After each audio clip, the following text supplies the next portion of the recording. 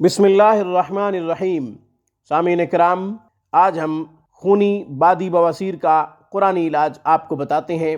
سامعین، بواسیر خونی ہو یا بادی، اس کے لیے ایک ہی عمل مفید اور جامع ہے۔ سامعین، سورہ بقرہ کی آیات 127، 128، 129 آیات پڑھ دیتا ہوں۔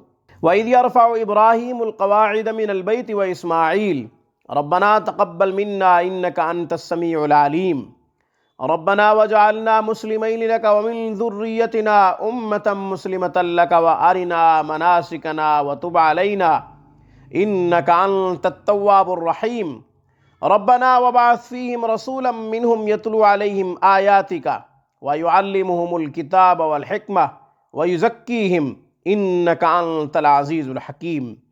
یہ تین آیات میں نے پڑھی ہیں، اس کو بسم اللہ کے ساتھ لکھیں۔ ان تین آیات کو بسم اللہ کے ساتھ لکھیں، تعویذ بنا کر مریض کو دے دیں۔ مریض تعویذ اپنے گلے میں ڈال لے۔ ایک طریقہ تو یہ ہے۔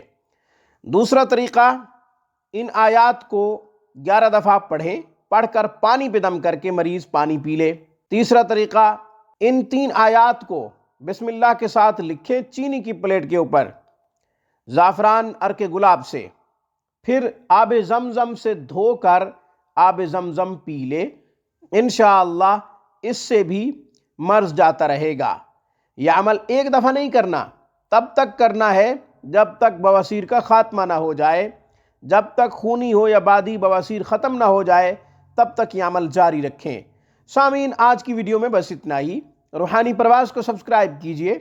ہماری تمام ویڈیوز کی اپڈیٹ حاصل کرنے کے لیے گھنٹی کے بٹن کو دبا دیجئے۔ السلام علیکم ورحمۃ اللہ وبرکاتہ۔ Thanks for watching my video.